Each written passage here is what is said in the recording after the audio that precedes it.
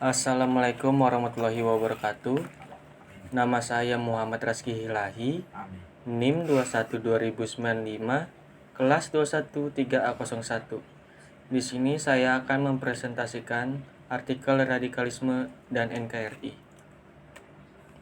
Pendahuluan.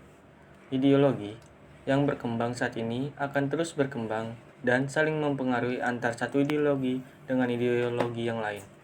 Biasanya, ideologi radikal akan berkembang secara cepat membesar di daerah-daerah di mana masyarakat merasa terpinggirkan. Mereka merasakan bagaimana keadilan itu benar-benar diwujudkan oleh pemerintah bagi semua rakyatnya. Rasa terpinggirkan akan menimbulkan kecemburuan sosial. Radikalisme dan NKRI.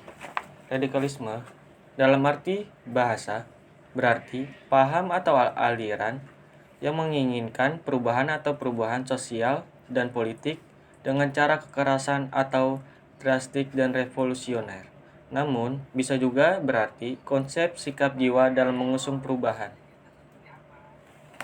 Tujuan radikalisme adalah mengadakan perubahan sampai ke akarnya, dan untuk merealisasikan usaha ini, mereka selalu menggunakan kekerasan serta menentang struktur masyarakat yang ada.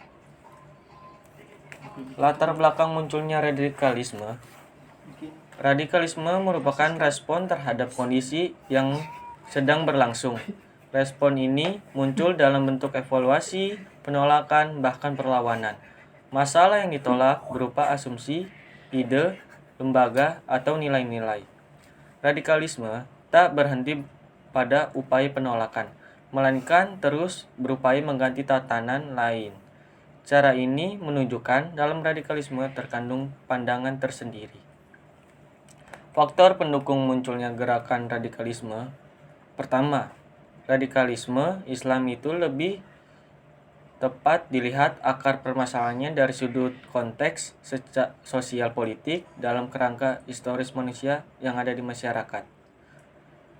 Dalam hal ini, kaum radikalisme memandang faktor historis bahwa umat Islam tidak diuntungkan oleh peradaban global, sehingga menimbulkan perlawanan terhadap kekuatan yang mendominasi.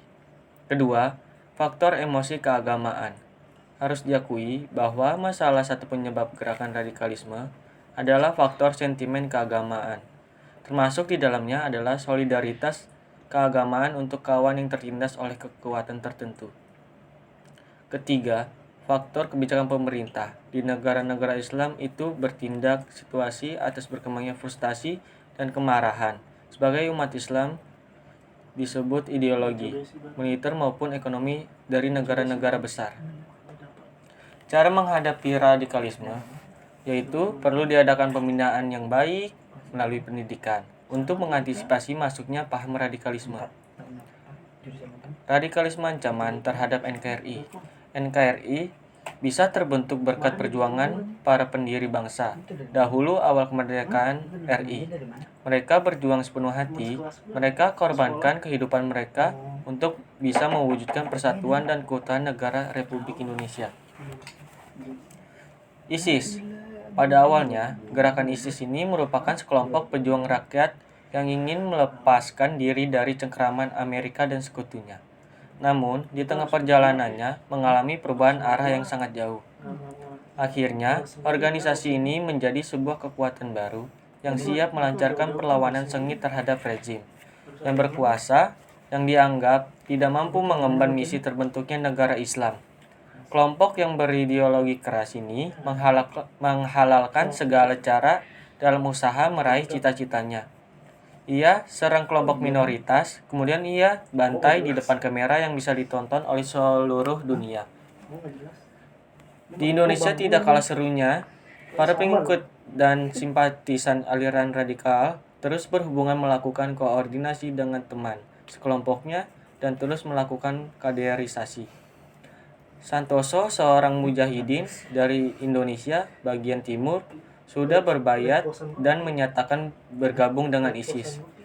Dengan menggunakan medsos pula, Santoso menjadi sang tokoh sentral perjuangan kaum radikal. Setelah Abu Bakar Ba'asyir yang sekarang berada di ruang penjara LP Gunung Sindur, Kabupaten Bogor, Jawa Barat. Kesimpulan saya, dapat disimpulkan bahwa paham radikalisme sudah berkembang secara luas baik di dalam negeri maupun di luar negeri. Paham tersebut muncul dikarenakan ketidakpercayaan dan kepuasan terhadap kebijakan-kebijakan yang dibuat oleh pemerintah baik di dalam negeri maupun di luar negeri. Paham ini menganggap bahwa tindakan yang mereka lakukan adalah tindakan yang benar. Padahal tindakan yang dilakukan oleh sekelompok orang yang menganut paham tersebut merupakan tindakan yang mengancam NKRI. Adapun usaha atau upaya untuk mengatasi terjadinya paham radikalisme antara lain bisa dengan diadakan pembinaan tentang pemahaman agama yang baik melalui pendidikan formal maupun non-formal untuk mengantisipasi masuknya radikal tersebut. Sekian dari saya, mohon maaf apabila ada kekurangannya, dan wassalamualaikum warahmatullahi wabarakatuh.